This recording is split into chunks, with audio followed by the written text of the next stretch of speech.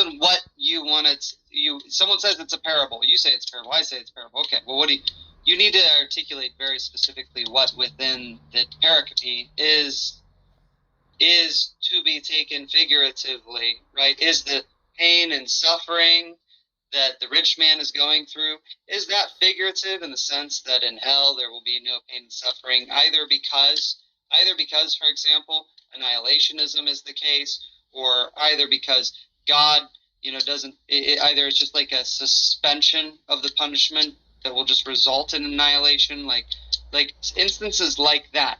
Is it to be taken literally that an individual, for example, cannot repent from the condition of Hades, if you will, as it seems to be the case with them, which would give credence to purgatory, right? If the psyche of the rich man is to be taken figuratively, then you give credence to purgatory. That's why I'm saying, look, define very specifically what you mean by parabolic literature, and then we could agree or disagree, right? It's not just the issue of truth, right? Oh, that doesn't mean that it's not true. Well, that's just truth undefined. That's like saying my truth, your truth, the flying spaghetti monster. No, I'm with you on that. But maybe I should back up. So the initial, and I'm like so annoyed that this is being talked about again, but it's okay. We'll go with it. So the initial claim was that people are happy in hell. And then this story was used to back that up, right?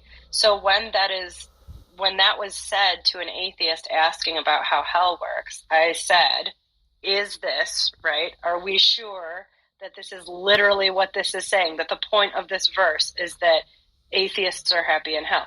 Now, my understanding, whether it's a parable or not, is that it's saying that, if the prophets don't convince you, nothing will, right? It's an illustration of this is how this looks. This is how I believe everything in it is literal and true.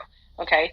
But then I'm saying it's told in a long line of parables. So then if we're going to get into the historicity of this, it's like, is Lazarus an identifiable person? Is this something that Jesus witnessed and now is relaying? Like, those are all completely extracurricular. We don't need to worry about those questions right now for the point of this conversation.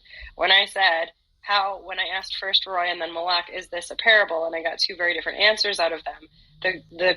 The response was to, telling atheists, don't worry, you'll be happy in hell. Does that make sense? So when I'm having this conversation, I'm coming from, that's how this whole thing started. And now maybe we're talking about something else, but I want to make sure that we're all understanding that parable does not equal untruth. And I get what you're saying about different parts that can be pulled apart. Yeah. Yes, Steph. 3 hours later, and we're still discussing this conversation, right? But yeah, I think it's well understood. I think the word that you're looking for here is underdetermined, in that it's a separate question. We don't know from the parable the truth of something's existence, right? And so we have to go extracurricular for that. And if we're doing an internal critique, it simply doesn't matter, right? So I appreciate the point you're making. I mean, I would disagree with that, but okay. I mean, it does matter. I mean, that's why we're still on it. Right? It does matter to what extent one wants to label something parabolic or not. If you mean parabolic, as many people who are not active believers mean it to be, they mean it to be that it's less truth than the alternative position. So, but that's not what parable means, though. So I understand what you and Aaron are saying about how it can be perceived, but that's not the correct use of the. Sure, but when it comes to something like this, it depends on exactly what things, what's the reasoning for defining it as parabolic? What is the exegesis that determines it to be either parabolic or not parabolic? Certainly, it's not going to be historical, because there are no historical indicators in the quote unquote parable. So then, what else are we identifying as parabolic to say that this is not that it's absolutely true or not? Like, why do those who want to argue that it's parabolic, upon what exegetical basis do they make that assertion? If I may, guys, I'm going to go right after I ask Matt. I made the claim because it's in a line of parables and in the context of literalness in which it was being used. Yeah. Thank you, Steph. Yeah, Matt. Hey, hi. We were talking about, I was talking about answering an atheist with a non-parable about hell, that hell is real, there's no annihilation, Lazarus, the rich man, Abraham's bosom, all of that. And so someone said, well, that's a parable. And I said, no, it's not a parable. It is actual. So the reason I put that there, if you can let me know where you plant your flag on this particular thing, out of Matthew 13, you read the whole chapter, the disciples asked Jesus why he speaks in parables to these people.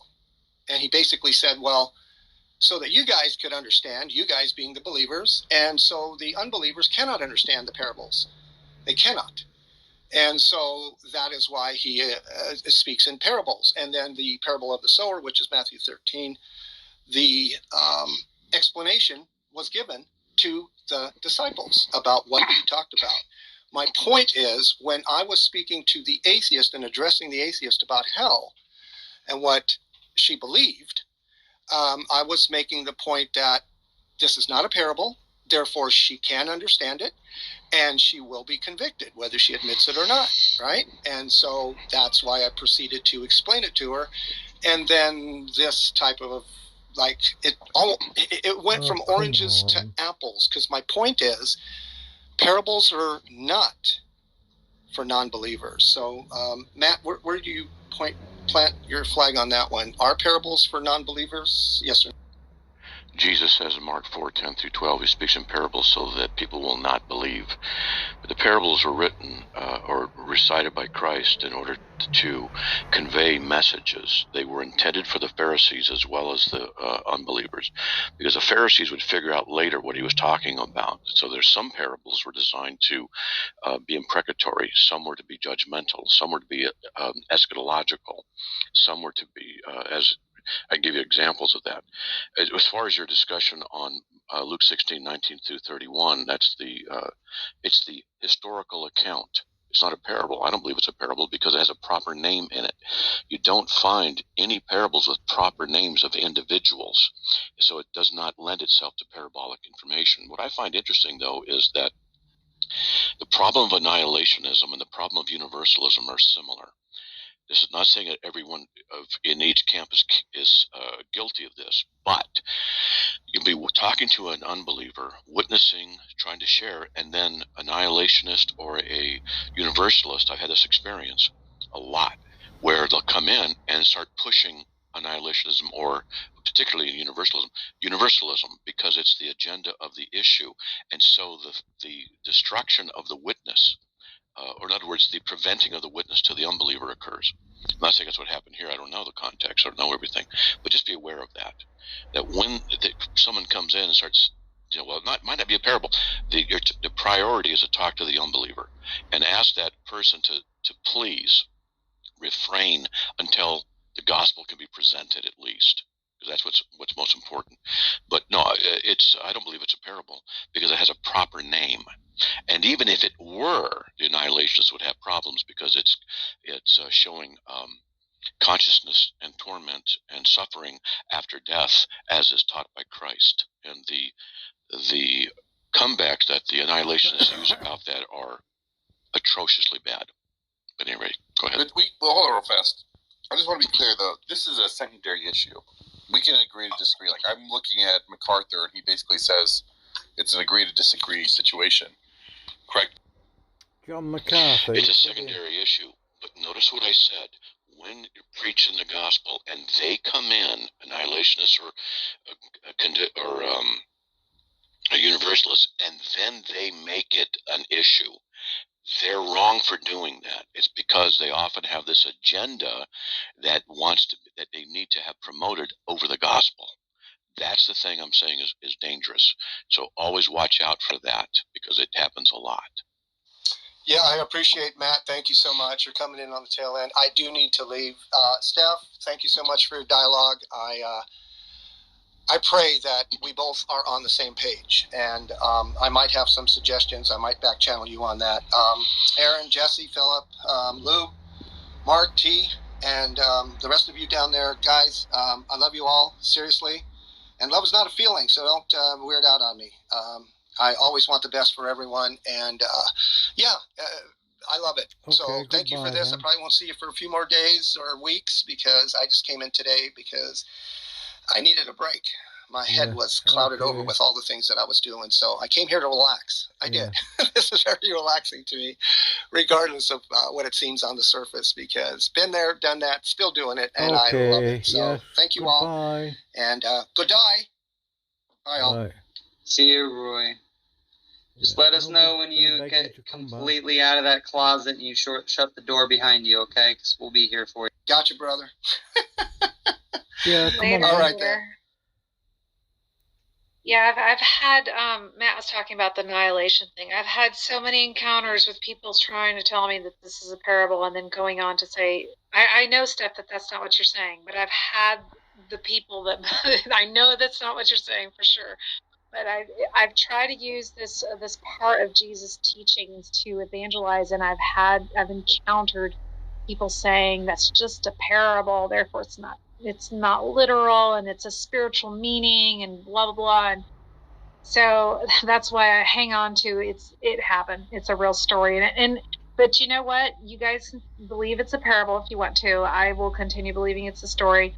In relation to why Jesus spoke in parables, I think, like Matt explained, I think there's a lot to it. There's a lot of hidden things. There's a lot of complex things that, I wouldn't say that it's only for the believers. I do believe that, yes, there's a part that says so that you can understand and they don't.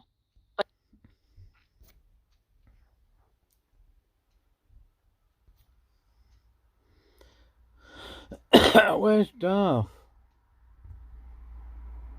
What's going on there?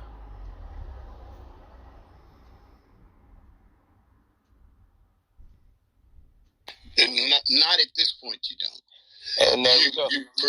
Because you said no.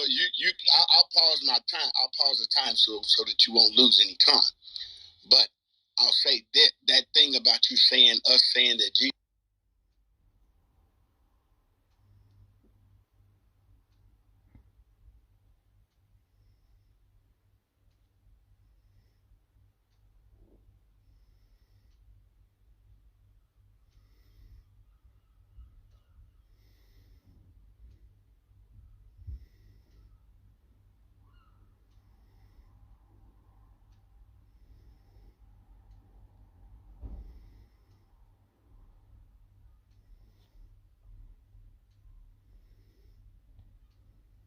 You in the matrix.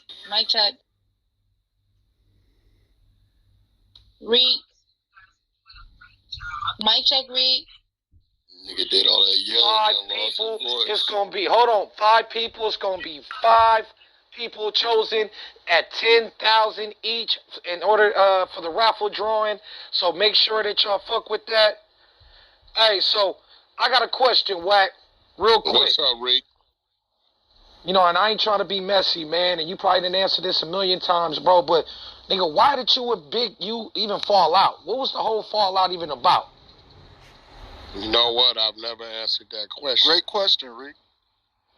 I've never answered that question. Nobody, even though I said we ain't talked in 15 to 18 months, I've never answered that.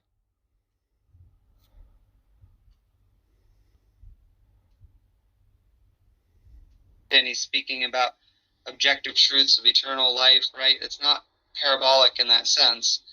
But it doesn't matter how literal he speaks, the crowds will leave because it can be literal or parabolic. They disagree with the intent of the parable. Even if they could understand the parable, they wouldn't accept it. Right? It wouldn't be the seed that falls on good soil that would then sit in the storehouse of their heart and grow well. Right? So, in that sense, my opinion is that there's no absolute purpose to speaking in parables. It is simply to show that some people, upon hearing the parables, don't immediately leave because they believe that the endeavor is futile. It shows a persistence of the faith given within the individual's heart that they desire to understand what the parable means, right? And if that is the kind of persistence they have, it will then persevere or persist even where they then are given a meaning.